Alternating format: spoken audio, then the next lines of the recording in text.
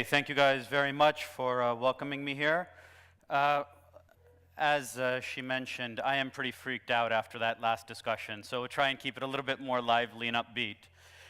By way of background, I'm one of the founding general partners of Lakestar. We're a venture capital group investing several hundred millions of dollars into internet and technology businesses, 50% in the United States and 50% in Europe. And before I jump to the slides, the only backdrop I'd like to say is my background is interesting in the sense that I was a coder, then I was a banker, and now I'm an investor. And I was born in India, but raised in San Francisco, lived in London and married a British woman, and now living in Zurich. So you can see I come from so many different places. I'm totally confused in life, and so hopefully that gives you a backdrop of this presentation as well. So I just wanted to talk really quickly about three things. First, to kick off on the ecosystem, winners, and what's going on next. So, man, may we live in interesting times. Look, technology has 10.1% annual rate of return over the last 20 years. Only real estate beats it. Shit, real estate is an inflationary protected security. So we are investing in the best asset out there over the last 20 years. And platforms are reaching 1 billion members quicker than ever. I mean, can you imagine it took Microsoft 40 quarters to get to 1 billion members, and Android only took 12.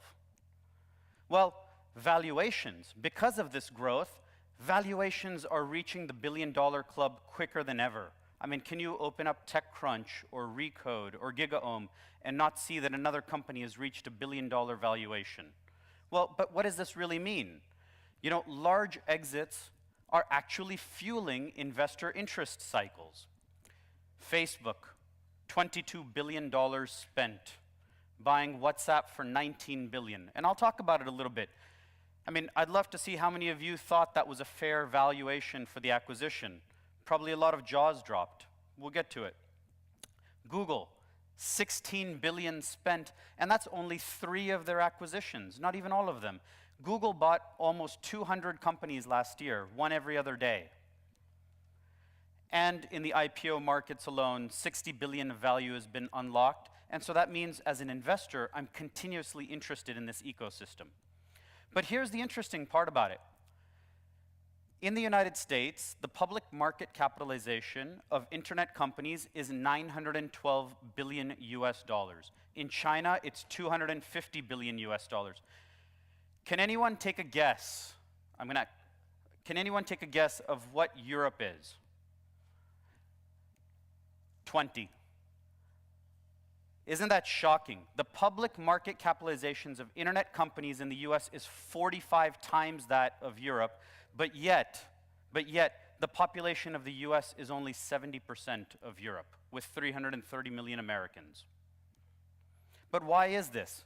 It's because venture investment is the heart of ICT.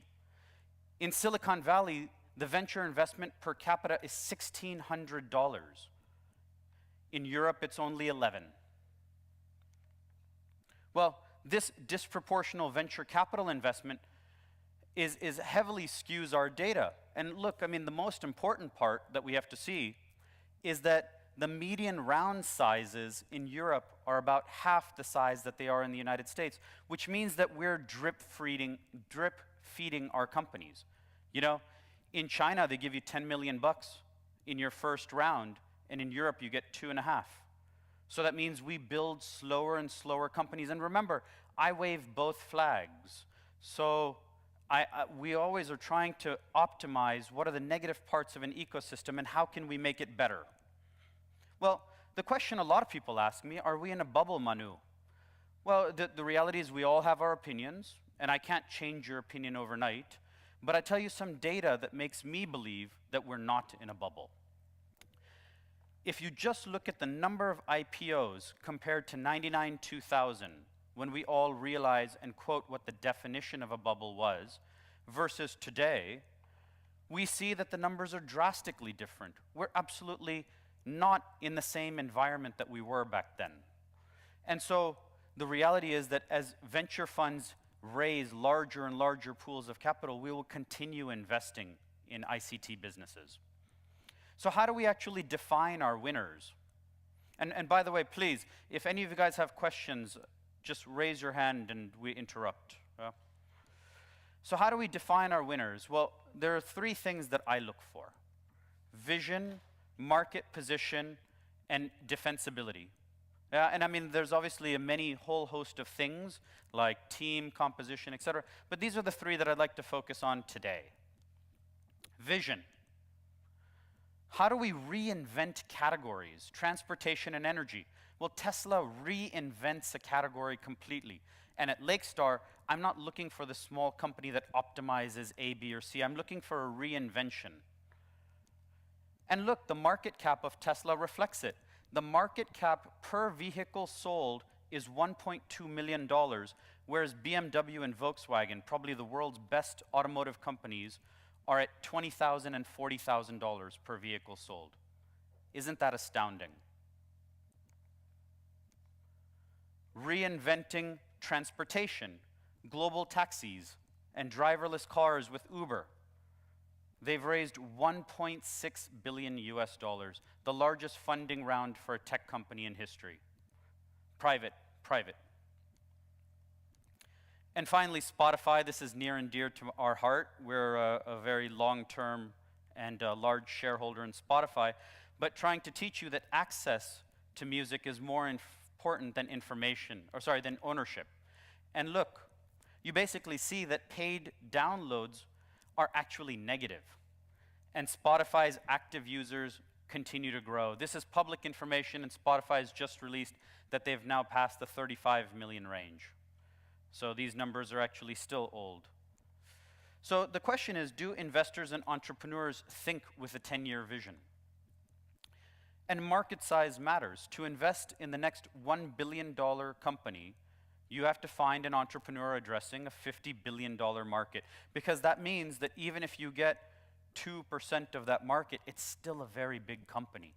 And that's why I would say to any of you that are entrepreneurs here in Luxembourg, the reality is Luxembourg is a tiny home market, so therefore anything you build or anything that you work with has to be global.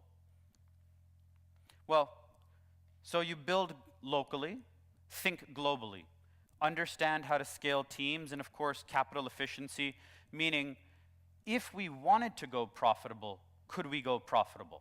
That's something that's very important for us. We don't want you to go profitable. We absolutely want you to burn capital. That's Lakestar philosophy. But we want you to be able to go profitable if you need to. And so this opportunity to raise money, can you imagine that if you look at all of these recent financings, the largest financings that have happened, the average amount of capital that a billion-dollar company raises is over $200 million US. That is what it really takes to build a market-leading position. And another company that's near and dear to my heart, because we're investors, is Airbnb. We've been investors in Airbnb for some time, and the amount of capital that Airbnb has raised is close to $800 million. Now, I truly respect those other three companies on the right-hand side, but the number one in every market takes a disproportional market share.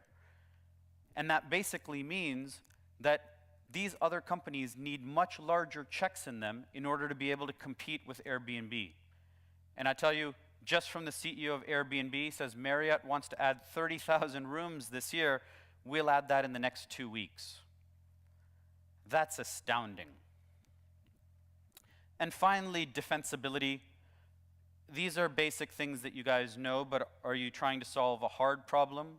Can we attract good talent? Are we building a brand? And are we resilient? I won't spend so much time on them because you know them. But really, the concept of building a brand is tremendously important. Tremendously important. These are two of our companies, and in Harry's, we want to disrupt the shaving market. Razor blades, very simple. Can you believe in the seed round of financing, we raised $122 million for Harry's? This is a company 9 months old, yeah? And the reality is that in order to build a brand, it takes a long time. And what we care most about is that people repeat buy with this brand, and you have very high margin structure. So we look at over 45 to 55% repeat buyer rates. Leveraging M&A, this is a really interesting topic for most people. Can you believe when Google was going to buy YouTube, I think the acquisition price, if memory serves me correct, was just under $2 billion, and they had litigation in addition of that for about $900 million. So it was a very expensive acquisition. Well, the same thing, you know, when Facebook was buying WhatsApp, people said it was insanely high for a company with only 55 employees. I actually know one of the secretaries at WhatsApp who made $20 million. Yeah? Well, the reality today is every second, 2 hours of content are uploaded on YouTube. Every second. And 5.6 billion in gross ad revenue is generated on YouTube just last year. With WhatsApp, they send 50 billion messages a day, and even if you count a 5% SMS to WhatsApp replacement rate, that is pretty much at a very conservative model, $27 billion of lost revenue opportunity for the telco operators. Now, one example, Maker Studios, which was just mentioned earlier, we paid valuations that would make your eyes water. We completely overpaid for that company according to a lot of people. But we thought, look, Maker Studios aggregates all of this YouTube content online. And we knew that viewership is migrating online, especially with the younger demographics. And we said, well, 3.5 billion video views per month. That's great. I love that. This will be a market leader. So I flew to LA and immediately met the team, and we invested. And today, it's the world's largest online media platform. By the way, these numbers are only 9 months after we invested. So it almost doubled after we invested, and Disney acquired it for $900 million. Yeah? So I think what I'm really trying to evidence to you is that for Disney, M&A matters, and for investors, if you believe you're in a market leader, then valuations don't matter. So how do we foster this buying ecosystem in Europe? That's a key question for us. Well, the European telco companies, realizing that they had lost $27 billion of aggregated revenue, shouldn't Telefonica, Deutsche Telekom, FT, and Vodafone at least made a bid for WhatsApp? Shouldn't the European media houses have at least looked at Maker Studios and really strongly considered making a bid for it? It would have been nothing relative to their aggregated market caps. And then finally, where do we go next? Well, about Lakestar, we're a team that invests in outstanding entrepreneurs worldwide. I think that investment returns are always generated by a few companies in our portfolio. These are represented by tectonic shifts in our industry, and we must be part of these shifts at all costs. So these are just a couple of the investments that we've done historically, but the reality is, if you ask me today, and I'm happy to discuss it after the presentation, where do we really see an interesting level? 3D printing, we've made one investment in 3D printing. Cryptocurrencies, which has been a lot of this morning's discussion, we're one of the investors in CoinDesk, and I've had a chance to spend some time with Karen's company as well in San Francisco. And immersive experiences. I'm spending a lot of time wearing the Oculus and Morpheus headsets and trying to see where that industry goes. Thank you. That's it. Please email me if you have any questions.